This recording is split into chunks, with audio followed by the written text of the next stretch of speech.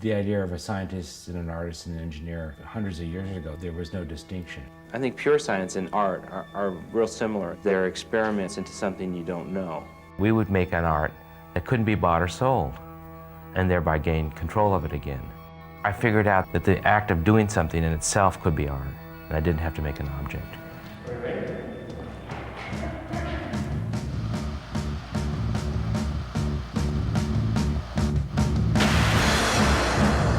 Newsweek magazine has deemed our next guest the Evel Knievel of the art world. His name is Chris Burden. As a piece of sculpture, Right, you allowed someone to shoot you. right. Yeah, but who could appreciate it? You do. I mean, that's why I'm here. Yeah. I think he was the best because he was the most fearless, the most radical. He was the guy. It was great.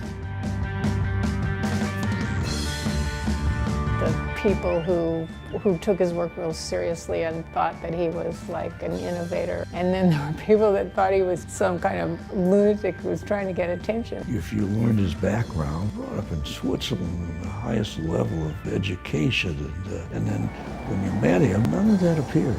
You thought, here's this odd person who's kind of living on the edge of society. Today, I'm going to breathe water.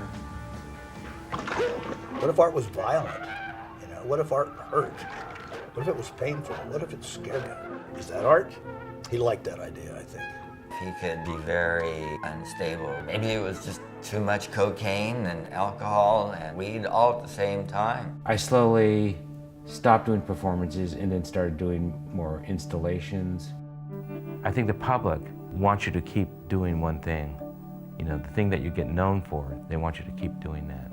The idea that he'd become beloved and emblematic of Los Angeles in this sort of cuddly way was something that nobody could have predicted. At first you think it's a little bit discordant, but in fact, Chris has always been interested in the viewer. Chris has never been afraid to make something that manipulates and embraces spectacle. People just enjoy them and they get great pleasure from them. They could care less who the artist is. That's fine for me because it means that the artwork is bigger than the maker.